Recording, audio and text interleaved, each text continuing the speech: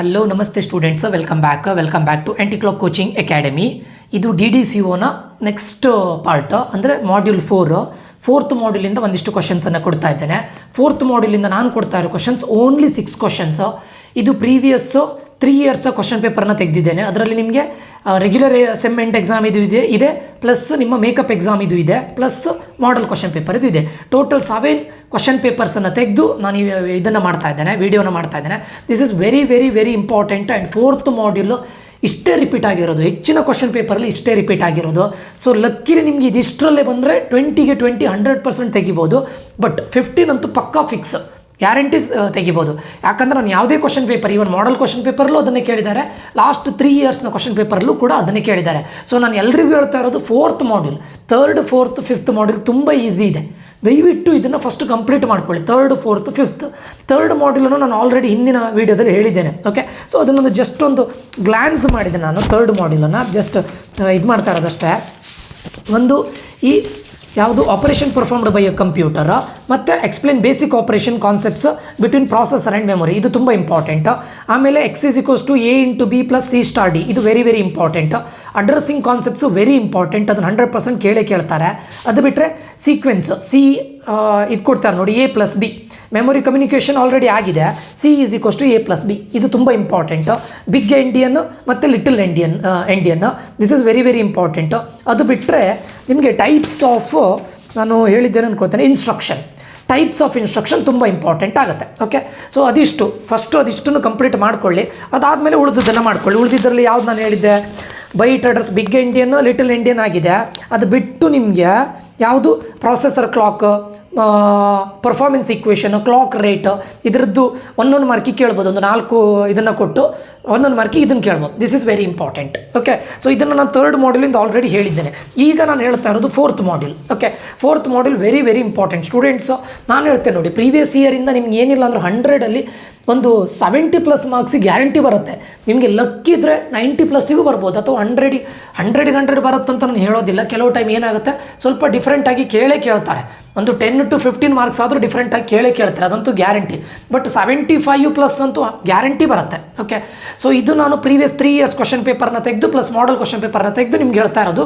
Total 7 question ಪೇಪರ್ನ ನಾನು refer ಮಾಡಿದ್ದೇನೆ. ಒಂದು ರೆಗ್ಯುಲರ್ ಕ್ವಶನ್ ಪೇಪರ್ನು ನೋಡಿದ್ದೇನೆ, ಪ್ಲಸ್ ನಿಮ್ಮ ಏನು ಮೇಕಪ್ ಎಕ್ಸಾಮ್ ಇದು ನೋಡಿದ್ದೇನೆ. Okay, so very important students. What is bus arbitration, explain different types of bus arbitration, centralised and distributed bus arbitration with diagram. Question ಯಾವ ರೀತಿ ಕೇಳ್ತಾರೆ ಗೊತ್ತುಂಟು ಇದರಲ್ಲಿ, ವಾಟ್ ಈಸ್ ಬಸ್ ಆರ್ಬಿಟ್ರೇಷನ್, ಇದು ಫಸ್ಟ್ ಕ್ವಶನ್. ಅದರಲ್ಲಿ ಅವರು ಸಬ್ ಕ್ವಶನ್ ಆಗಿ explain centralised and distributed bus arbitration with diagram ಅಂತ ಕೇಳಬಹುದು. Or what is bus arbitration, explain different types of bus arbitration. Different types ಅಂದರೆ ಇದೇ ಬರೋದಲ್ವಾ, ಸೆಂಟ್ರಲೈಸ್ಡ್ ಅಥವಾ ಡಿಸ್ಟ್ರಿಬ್ಯೂಟೆಡ್ ಅಲ್ವಾ. ಅಂದರೆ ಕ್ವಶನ್ ಡಿಫರೆಂಟ್ ಟೈಪ್ಸನ್ನು ಎಕ್ಸ್ಪ್ಲೈನ್ ಮಾಡಿ ಅಂತಲೂ ಕೇಳ್ಬೋದು, ಡಿಪೆಂಡಿಂಗ್ ಆನ್ ದ ಮಾರ್ಕ್ಸ್. ಅಥವಾ ಅವರೇ ಸೆಂಟ್ರಲೈಸ್ಡ್ ಮತ್ತು ಡಿಸ್ಟ್ರಿಬ್ಯೂಟೆಡನ್ನೇ ವಿತ್ ಡಯಾಗ್ರಾಮ್ ಎಕ್ಸ್ಪ್ಲೈನ್ ಮಾಡಿ ಅಂತಲೂ ಕೇಳ್ಬೋದು. ಅದಕ್ಕೋಸ್ಕರ ವಿತ್ ಡಯಾಗ್ರಾಮ್ ಕಲ್ತ್ಕೊಂಡು ಹೋಗಿ. ನಾನು ನೋಡಿರೋ 7 ಕ್ವಶನ್ ಪೇಪರಲ್ಲಿ ಇದು ನೋಡಿ, ಬಸ್ ಆರ್ಬಿಟ್ರೇಷನ್ ಎಷ್ಟು ಟೈಮ್ ಬಂದಿದೆ ಅಂತ ಹೇಳ್ತೇನೆ ನೋಡಿ. 7 ಕ್ವಶನ್ ಪೇಪರಲ್ಲಿ ನಾನು ಹೇಳ್ತಾ ಇರೋದು 2 ಟೈಮ್ಸು, ದೆನ್ 3 ಟೈಮ್ಸು, 4 ಟೈಮ್ಸ್ ಬಂದಿದೆ. ನಾನು ನೋಡಿರೋ 7 ಕ್ವಶನ್ ಪೇಪರಲ್ಲಿ 4 ಟೈಮ್ಸ್ ಇದು ಬಂದಿದೆ ಬಸ್ ಆರ್ಬಿಟ್ರೇಷನ್. ಎಷ್ಟು ಟೈಮ್ ಬಂದಿದೆ? 4 ಟೈಮ್. ಓಕೆ, 7 ಯಾ.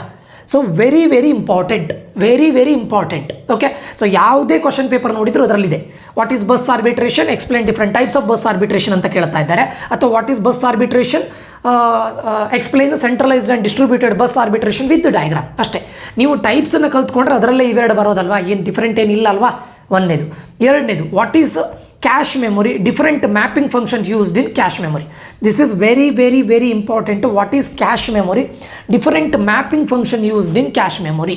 ಓಕೆ, ಇದನ್ನು ಎಷ್ಟು ಟೈಮ್ ಕೇಳಿದ್ದಾರೆ ನಾನು ಹೇಳ್ತೇನೆ ನೋಡಿ. What is cache memory, what are the mapping functions used in cache memory. Okay, ಹೇಳ್ತೇನೆ ನೋಡಿ ಎಷ್ಟು ಟೈಮ್ ಕೇಳಿದಾರಂತ. 1 ಟೈಮು,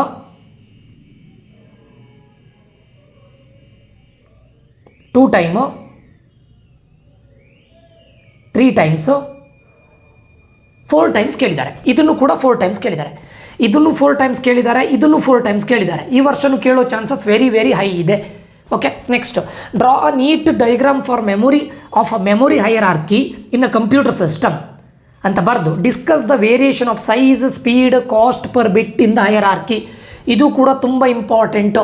ಇದನ್ನು ಡಿಫ್ರೆಂಟಾಗಿಯೂ ಕೇಳಿದ್ದಾರೆ, ನೆನಪಿಟ್ಕೊಳ್ಳಿ. ಡಿಫ್ರೆಂಟ್ ಅಂದರೆ ನಿಮ್ಗೆ ಅಲ್ಲಿ ನೋಡಿ, ಇಲ್ಲಿ ನೋಡಿ ಯಾವ ಥರ ಕೊಟ್ಟಿದ್ದಾರೆ ನಾನು ಹೇಳ್ತೇನೆ ನೋಡಿ. Draw neat labelled diagram of memory hierarchy ಅಲ್ವಾ, ಮೆಮೊರಿ ಹೈರಾರ್ಕಿ ನೋಡ್ಕೊಳ್ತೇನೆ ಯಾವ್ಯಾವ ಟೈಮ್ ನಿಮ್ಗೆ ಕೇಳಿದ್ದಾರೆ ಅಂತ ಹೇಳ್ಕೊಳ್ತೇನೆ ನೋಡಿ.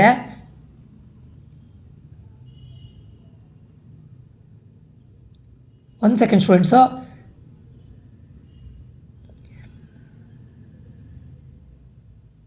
ಇಲ್ಲಿದೆ ನೋಡಿ, ಇಲ್ಲೊಂದು ಕ್ವಶನ್ ಏನು ಕೊಟ್ಟಿದ್ದಾರೆ ಗೊತ್ತುಂಟಾ? ಎಕ್ಸ್ಪ್ಲೈನ್ ದ ಇಫೆಕ್ಟ್ ಆಫ್, ಇಲ್ಲಿ ನೋಡಿ, explain the effect of size, cost and speed in memory hierarchy.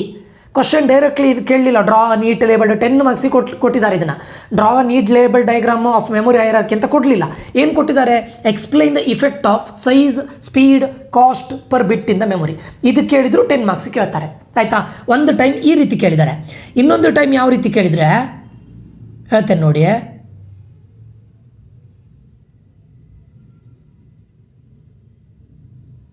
Draw a neat block diagram of memory hierarchy in a computer system and discuss the speed, time, cost per bit in the memory. 2 times ಕೇಳಿದ್ದಾರೆ. ಇದರ basis ಮೇಲೆ 2 times question ಕೇಳಿದ್ದಾರೆ. One time ಏನು ಕೇಳಿದ್ದು? Discuss the variation of size, speed, cost per bit in hierarchy ಅಂತ ಕೇಳಿದ್ದಾರೆ 10 ಮಾರ್ಕ್ಸಿಗೆ. ಇನ್ನೊಂದು time ಏನು ಕೇಳಿದ್ದಾರೆ ಕೇಳಿದರೆ ಇದು ಜಾಸ್ತಿ ಕೇಳಿದ್ದಾರೆ. Draw neat block diagram of memory hierarchy ಅಂತ ಕೇಳಿದರೆ ಇದು 12 ಮಾರ್ಕ್ಸಿಗೆ ಕೇಳ್ತಾರೆ. ಇದನ್ನು ಓನ್ಲಿ ಇದನ್ನು ಕೇಳಿದ್ರೆ 10 ಮಾರ್ಕ್ಸಿಗೆ ಕೇಳ್ತಾರೆ, ಇದಿಷ್ಟು ಕೇಳಿದ್ರೆ 12 ಮಾರ್ಕ್ಸಿಗೆ ಕೇಳ್ತಾರೆ. ಸೊ ವರ್ಸ್ಟ್ ಕೇಸ್ 10 ಮಾರ್ಕ್ಸಿಗೆ 2 ಸೇರಿ ಕೊಡ್ಬೋದು. ಸೊ ಇದು 2 ಟೈಮ್ ಕೇಳಿದ್ದಾರೆ. ಇಂಪಾರ್ಟೆಂಟ್ ಕ್ವಶನ್ಸನ್ನು ನೆನಪಿಟ್ಕೊಳ್ಳಿ. ಇಲ್ಲಿ ನೋಡಿ, size, speed, cost per bit in hierarchy. ಆಯಿತಾ? ಇವು ಮೂರು ವೆರಿ ವೆರಿ ಇಂಪಾರ್ಟೆಂಟ್ ಸ್ಟೂಡೆಂಟ್ಸ್. ನಾನು ಹೇಳಿದೆ ನೋಡಿ, ಇದು 4 ಟೈಮ್ಸ್ ರಿಪೀಟ್ ಆಗಿದೆ, ಇದು 2 ಟೈಮ್ಸ್ ರಿಪೀಟ್ ಆಗಿದೆ. ಆಯಿತಾ? So next, method of handling multiple interrupt request raised by multiple devices with neat sketch. ಇದು ಕ್ವಶನ್ ಏನು ಕೇಳ್ತಾರೆ ಗೊತ್ತುಂಟಾ? ಒಂದು ಕ್ವಶನ್ ಒಂದೇ ನಿಮಗೆ. ಇದನ್ನು ಎಷ್ಟು ಟೈಮ್ ಕೊಟ್ಟಿದ್ದಾರೆ ಹೇಳ್ತೇನೆ ನೋಡಿ. ಫಸ್ಟಿಗೆ ಮೆಥಡ್ ಆಫ್ ಮಲ್ಟಿಪಲ್ ಇಂಟರಪ್ಟ್. ಈಗ ನೋಡಿ, ಮಲ್ಟಿಪಲ್ ಇಂಟರಪ್ಟ್ ಮೇಲೆ ಎಷ್ಟು ಟೈಮ್ ಕ್ವಶನ್ ಕೇಳಿದ್ದಾರೆ ಫಸ್ಟ್ ಹೇಳ್ತೇನೆ ನೋಡಿ.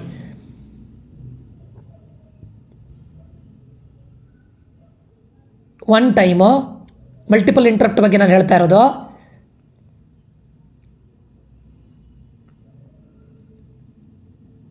Two times, 3 times, 4 times, 5 times, 5 times ಕೇಳಿದ್ದಾರೆ. ಈ ಇಂಟರಪ್ಟ್ ಇದೆಯಲ್ಲ, ಇಂಟರಪ್ಟ್ ಬೇಸಿಸ್ ಕ್ವಶನ್ 5 ಟೈಮ್ಸ್ ಕೇಳಿದ್ದಾರೆ students. Very very important. Interrupt basis question ಎಷ್ಟು ಟೈಮ್ ಕೇಳಿದ್ದಾರೆ? 5 ಟೈಮ್ಸ್ ಕೇಳಿದ್ದಾರೆ. ಸರ್ ಡೈರೆಕ್ಟ್ ಕೇಳಿದಾರಾ? ಕೆಲವೊಂದು ಕ್ವಶನ್ ಹೇಗೆ ಕೇಳಿದ್ದಾರೆ ಗೊತ್ತುಂಟ? ನಾನು ಹೇಳ್ತೇನೆ ನೋಡಿ, ಹೇಗೆ ಕೇಳಿದ್ದಾರೆ ಅಂತ ನಿಮ್ಗೆ ಹೇಳ್ತೇನೆ ನೋಡಿ. ನಿಮ್ಗೆ ಆವಾಗ ಒಂದು ಐಡಿಯಾ ಬರುತ್ತೆ. ಒಂದು ಕ್ವಶನ್ ನೋಡಿ, with this neat sketches explain various method of handling multiple interrupts. ಇದೇ question with the diagram students, with the diagram various method of handling multiple interrupts request raised by multiple devices. ಆಯಿತಾ? ಇದು ಒಂದು question. Okay, so ಇದೇ question ಅವ್ರು ಈ ರೀತಿಯೂ ಕೇಳ್ಬೋದು. ಏನು ಹೇಳ್ತಾರೆ? Explain daisy chain. ನೋಡೋಣ, ಅದು ನಿಮ್ದು ಹೇಳ್ತೇನೆ ನೋಡಿ. ಇಲ್ಲಿದೆ ನೋಡಿ. Explain how to handle interrupt from multiple devices using daisy chain and priority scheme. Question ನಿಮಗೆ direct method of handling multiple interrupt request raised by multiple devices with this neat diagram ಅಂತ ಕೇಳ್ಬೋದು. ಅಥವಾ explain how to handle interrupt from multiple devices using daisy chain and priority scheme with neat diagram. ಇದನ್ನು 10 ಮಾರ್ಕ್ಸಿಗೆ ಕೇಳಿದ್ದಾರೆ. Very very important. ಅದು ಬಿಟ್ಟರೆ ಒಂದು time ಏನು ಕೇಳಿದ್ದಾರೆ ಗೊತ್ತುಂಟಾ? Explain vector interrupt nesting simultaneous request. ಇದನ್ನು 1 ಟೈಮ್ ಕೇಳಿದ್ದು. ಎಲ್ಲಿ ಕೇಳಿದ್ದಾರೆ? 10 ಮಾರ್ಕ್ಸಿಗೆ ಕೇಳಿದ್ದಾರೆ. ಇದನ್ನು ಎಕ್ಸ್ಪ್ಲೈನ್ ಅಂತ ಹೇಳಿ ಇದೆಲ್ಲದನ್ನು ಇದು ಮಾಡಿದ್ದಾರೆ. Vector interrupt nesting simultaneous request. ಅದು ಬಿಟ್ಟರೆ explain hardware interrupt, enabling and disabling interrupts and sequence of events in handling interrupt request from single device. ಇದು ಮಲ್ಟಿಪಲ್ ಡಿವೈಸ್ ಇದೆ ಇಲ್ಲಿ ಕೇಳಿದ್ದು, ಇಲ್ಲಿ single device. Very very very very important. ಇದು 100% ಕೇಳ್ತಾರೆ. Interrupt ಮೇಲೆ 100% ಕ್ವಶನ್ ಇದೆ. ನನ್ನ ಅನಿಸಿಕೆ ಪ್ರಕಾರ ಇವು 3ರಲ್ಲೇ ಯಾವುದೋ ಒಂದು ಕೊಡ್ತಾರೆ ಅಷ್ಟೇ. ಯಾಕಂದರೆ ಎಲ್ಲ question paper including model question ಪೇಪರಲ್ಲಿ ಇವು 3ನೇ ಇನ್ಕ್ಲೂಡ್ ಮಾಡಿದ್ದಾರೆ. ಅದರಲ್ಲೂ ಜಾಸ್ತಿ ಇದು ಮತ್ತು ಇದು ಇದು ತುಂಬ ಟೈಮ್ ಬಂದಿದೆ. Handling multiple interrupt request raised by multiple devices with neat diagram ಅಥವಾ daisy chain and priority scheme, ಇದನ್ನೇ ಡಿಫ್ರೆಂಟ್ ವೇಯಲ್ಲಿ ಕೇಳಿದ್ದಾರೆ. ಅದಿಲ್ಲದೆ explain vector interrupt nesting simultaneous request, ಇದನ್ನು ಒನ್ ಟೈಮ್ ಕೇಳಿದ್ದಾರೆ, ಒಂದೇ ಟೈಮ್ ಕೇಳಿ. ಇದನ್ನು explain hardware interrupt, enabling disabling interrupts and sequence of events in handling interrupt request from single device, ಇದನ್ನು 1-2 ಟೈಮ್ಸ್ ಕೇಳಿದ್ದಾರೆ. Very very very very important. ಅಲ್ಲಿ 4 question ಆಯಿತಾ. ಈಗ ನೆಕ್ಸ್ಟ್ ನೋಡಿ 5ನೇದು, ಎಕ್ಸ್ಪ್ಲೈನ್ ದ IO ಇಂಟರ್ಫೇಸಿಂಗ್. ಇದು ನೋಡಿ 7 ಅಲ್ಲ, ಆ್ಯಕ್ಚುಲಿ 6 ಇದಿರೋದು. ಯಾಕೆ ಹೇಳಿ, explain IO interfacing and IO devices with computers, IO interfacing and IO devices with computers, ಇದೊಂದು ಕ್ವಶನ್ ಕೇಳಿದ್ದಾರೆ. ಅಥವಾ memory mapped IO with the diagram, question ಈ ಥರ ಕೇಳ್ತಾರೆ, explain memory mapped IO with the diagram, ಅಥವಾ concept of accessing IO devices with the diagram. ದಯವಿಟ್ಟು IO ಡಿವೈಸನ್ನು perfect ಮಾಡ್ಕೊಂಡು ಹೋಗಿ. IO ಡಿವೈಸಸ್ ಇದನ್ನು ತುಂಬ ಟೈಮ್ ಕೇಳಿದ್ದಾರೆ, ಇದನ್ನು 1 ಟೈಮ್ ಕೇಳಿದ್ದಾರೆ. Explain concepts involved for memory structures of computer. ಇದು ಬಿಡಿ, ನಾನು 7 ಅಂತ ತಗೊಳ್ಳೋದಿಲ್ಲ, ಯಾಕಂದರೆ ಇದು ಕೂಡ IO ಡಿವೈಸ್ ಅಲ್ವಾ, ಇದಕ್ಕೆ ರಿಲೇಟೆಡ್ ಅಲ್ವಾ. IO ಡಿವೈಸ್ ಮೇಲೂ ಕೂಡ ತುಂಬ ಟೈಮ್ ಕ್ವಶನ್ ಕೇಳಿದ್ದಾರೆ. ಈಗ IO ಡಿವೈಸ್ ಬಗ್ಗೆ ನಾನು ಹೇಳ್ತೇನೆ ನೋಡಿ, ಏನೆಲ್ಲ ಕ್ವಶನ್ ಕೊಟ್ಟಿದ್ದಾರೆ ಅಂತ ಹೇಳ್ತೇನೆ ನೋಡಿ, ಎಷ್ಟು ಟೈಮ್ ಕ್ವಶನ್ ಕೇಳಿದ್ದಾರೆ ಆ್ಯಂಡ್ ಯಾವ ವೇಯಲ್ಲಿ ಕೇಳಿದ್ದಾರೆ ಹೇಳ್ತೇನೆ ನೋಡಿ. With the neat diagram explain the concept of accessing IO devices, ಇದು 1 ಟೈಮ್ ಕೇಳಿದ್ರೆ with neat diagram concept of accessing IO devices, ಡಯಾಗ್ರಾಮನ್ನು ಪರ್ಫೆಕ್ಟಾಗಿ ಕಲ್ತ್ಕೊಂಡು ಹೋಗಿ. ಆಯಿತಾ, ಇದು ಒಂದು ಆಯಿತಾ IO ಡಿವೈಸಸ್. ಇನ್ನೊಂದು ನೋಡಿ, IO ಡಿವೈಸಸ್ ಸೆಕೆಂಡ್ ಟೈಮ್ ಕೇಳಿದೆ ಹೇಗಂತ ಕೇಳಿದರೆ, with the neat diagram explain the concepts of accessible of IO device, ಇದನ್ನು 2 ಟೈಮ್ಸ್ ಕೇಳಿದ್ದಾರೆ. 2 ಟೈಮ್ಸ್ ಕೇಳಿದಾರಾ, ಆಯಿತಾ. ಅದಾದಮೇಲೆ explain memory mapped IO and IO interface, ಇದು memory mapped IO and IO interfacing ಇಲ್ಲಿದೆ ನೋಡಿ. IO interface for an input device with the diagram, ಇದೇ same question, ಇದನ್ನು ಕೇಳಿದಾರಾ, ಆಯಿತಾ. ಅದಾದಮೇಲೆ explain the IO interfacing and IO device with computers, IO interfacing and IO devices with computers, ಇಷ್ಟರ ಒಳಗಡೆ ಕೇಳಿದ್ದಾರೆ ಸ್ಟೂಡೆಂಟ್ಸ್. ಅರ್ಥ ಆಯ್ತಾ ನಿಮ್ಗೆ? ಹೋಪ್ ಇದು ಅಂಡರ್ಸ್ಟ್ಯಾಂಡ್ ಆಗ್ತಾ ಇದೆ ಅಂತ ಅಂದ್ಕೊಳ್ತೇನೆ. ಇದು IO ಡಿವೈಸಸ್, ಒಂದು concept of accessing IO devices with the diagram. ಅದು ಬಿಟ್ಟರೆ explain the IO interfacing and IO devices with the computers, ಅದ್ರ ಜೊತೆ memory mapped IO with the diagram, ಇದನ್ನು ಕೇಳ್ಬೋದು. ಅದು ಬಿಟ್ಟರೆ 1 time explain the concepts involved for memory structures of computer, ಇಷ್ಟೇ. Explain the concepts involved for memory structures of computer, ಇಷ್ಟು question ಕೇಳಿದ್ದಾರೆ, ಇಷ್ಟೇ. ಅಂದರೆ ಟೋಟಲ್ ಆಗಿ 6 ಕ್ವಶನ್ ಇದೆ ಸ್ಟೂಡೆಂಟ್ಸ್, 6. ಬಟ್ ಇದರಲ್ಲಿ ನಮ್ಗೆ ಯಾವುದರಲ್ಲಿ ಏನು ಹೇಳ್ತಾರೆ, ಇಂಟ್ರಪ್ಷನಲ್ಲಿ ನಾನು ಇಲ್ಲಿ ಒಂದೇ ಇದರಲ್ಲಿ ಬರ್ತಿದ್ದೇನೆ, 1, 2, 3 ಕ್ವಶನ್ ಇದೆ ಆ್ಯಕ್ಚುಲಿ. ಇಂಟ್ರಪ್ಷನಲ್ಲಿ 3 ಕ್ವಶನ್ ಕೇಳಿದ್ದಾರೆ. ಇದು ಬಿಡಿ, ಇದು ಒಂದೇ ಕ್ವಶನು, ಇದು ಒಂದೇ ಕ್ವಶನ್, ಇಲ್ಲೇ ಸಬ್ ಕ್ವಶನ್, ಇದಿಷ್ಟನ್ನು ಓದ್ಕೊಂಡು ಹೋಗಿ ಸಾಕು. ಫೈನಾ? ಇಷ್ಟು ಓದ್ಕೊಂಡು ಹೋದರೆ ನೀವು ಔಟ್ ಆರಾಮ್ಸೆ ತೆಗಿಬೋದು. ಕೆಲವು ಟೈಮ್ ಬಸ್ ಆರ್ಬಿಟ್ರೇಷನ್ಗೆ ಏನಂತ ಕೊಡ್ತಾರೆ ಗೊತ್ತುಂಟಾ? What is a DMA bus arbitration, DMA bus arbitration, explain different types of bus arbitration, ಈ ಥರ ಕೊಡ್ತಾರೆ. ನೀವು DMA ಅಂದ ತಕ್ಷಣ ಇದಾಗೋದಲ್ಲ, ಏನು ಟೆನ್ಷನ್ ಆಗೋದಲ್ಲ. Bus arbitration, dynamic memory allocation for bus arbitration, ಅಷ್ಟೇ. ಗೊತ್ತಾಯ್ತಾ? ಸೊ DMA ಬಸ್ ಆರ್ಬಿಟ್ರೇಷನ್ ಅಂತ ಕೊಟ್ಟಿದ್ದಾರೆ ಕೆಲವೊಂದು time. Explain different bus arbitration techniques ಅಂತ ಹೇಳಿದ್ದಾರೆ. ಸೊ ಟೋಟಲಿ ಓವರ್ ಆಲ್ ಆಗಿ ಇಷ್ಟೇ questions from module 4. Okay, so ಈಗ ನೆಕ್ಸ್ಟ್ ವೀಡಿಯೋದಲ್ಲಿ ನಾನು ಮಾಡ್ಯೂಲ್ 5 ಅಪ್ಲೋಡ್ ಮಾಡ್ತೇನೆ, ಇವತ್ತೇ ಅಪ್ಲೋಡ್ ಮಾಡ್ತೇನೆ ಮಾಡ್ಯೂಲ್ 5. ಅದಾದ ಮೇಲೆ ನಿಮ್ಮದು ಯಾವುದು ಮ್ಯಾಥ್ಸ್ ನನಗೆ ಬೇರೆ ಬ್ರ್ಯಾಂಚ್ ಆಗಿರ್ಲಿಕ್ಕೆ ಹೋಗಿ ಸ್ವಲ್ಪ ಪ್ರಾಬ್ಲಮ್ ಆಗುತ್ತೆ, ನೋಡೋಣ. ಆದರೆ ಮ್ಯಾಥ್ಸು ಕೂಡ ಇದು ಮಾಡ್ತೇನೆ, but not sure. But others ಇದಾದಮೇಲೆ DDCO ಆದಮೇಲೆ ಆಪ್ರೇಟಿಂಗ್ ಸಿಸ್ಟಮ್ ಅಪ್ಲೋಡ್ ಮಾಡ್ತಾನೆ, data structure and algorithm upload ಮಾಡ್ತಾನೆ, no need to worry. Okay, computer science related ಯಾವುದಿದೆ ಅದೆಲ್ಲದನ್ನು ಕೂಡ ನಾನು ಪ್ರೀವಿಯಸ್ ಇಯರ್ ಕ್ವಶನ್ ಪೇಪರ್ಸನ್ನು ನೋಡಿ ಅಪ್ಲೋಡ್ ಮಾಡ್ತಾನೆ, ಸರಿನಾ? ಸೊ ಇದು ಬಿಟ್ಟು ನಿಮಗೆ ವರ್ಸ್ಟ್ ಕೇಸ್ ಇದೆಲ್ಲದನ್ನು ಫಸ್ಟ್ ಮಾಡಿ, ನಾನು ಹೇಳೋದು ಫಸ್ಟ್ ಇದೆಲ್ಲದನ್ನು ಮಾಡ್ಕೊಳ್ಳಿ. ಅದಾದಮೇಲೆ ಟೈಮ್ ಸಿಕ್ಕರೆ ಉಳಿದದ್ದನ್ನು ಮಾಡಲಿಕ್ಕೆ ಟ್ರೈ ಮಾಡಿ, ಸರಿನಾ? ಓಕೆ, ಇದಿಷ್ಟು 4th ಮಾಡ್ಯೂಲು. 5th ಮಾಡ್ಯೂಲಿಂದ ಆದಷ್ಟು ಬೇಗ ಅಪ್ಲೋಡ್ ಮಾಡ್ತೇನೆ. ಈ ವಿಡಿಯೋ ನಿಮಗೆ ಲೈಕ್ ಆಗಿದ್ದರೆ ಲೈಕ್ ಮಾಡೋದನ್ನು ಮರಿಬೇಡಿ. ಅದೇ ರೀತಿ ಏನಾದರೂ ಡೌಟ್ಸ್ ಇದ್ದರೆ ಕಮೆಂಟ್ ಮಾಡಿ, ಸಬ್ಸ್ಕ್ರೈಬ್ ಮಾಡಿ ಅಂತ ಹೇಳ್ತಾ, ಯಾಕಂದರೆ ಇಷ್ಟೆಲ್ಲ ಮಾಡಲಿಕ್ಕೆ ತುಂಬ ಕೆಲಸ ಇದೆ, ಇದರಿಂದ ಹಾರ್ಡ್ ವರ್ಕ್ ಇದೆ, ನೀವು ಕೂಡ ಸಪೋರ್ಟ್ ಮಾಡಿ ಅಂತ ಹೇಳ್ತಾ ಇಲ್ಲಿಗೆ ಈ ವಿಡಿಯೋ ಎಂಡ್ ಮಾಡ್ತಾ ಇದ್ದೇನೆ. ಮುಂದಿನ ವಿಡಿಯೋದಲ್ಲಿ ಮತ್ತೆ ಸಿಗ್ತೇನೆ. ನಾನು ಅಖಿಲೇಶ್ ಸೈನ್ ಆಫ್ ಆಗ್ತಾ ಇದ್ದೇನೆ. Until that, love you all, bye, take care students.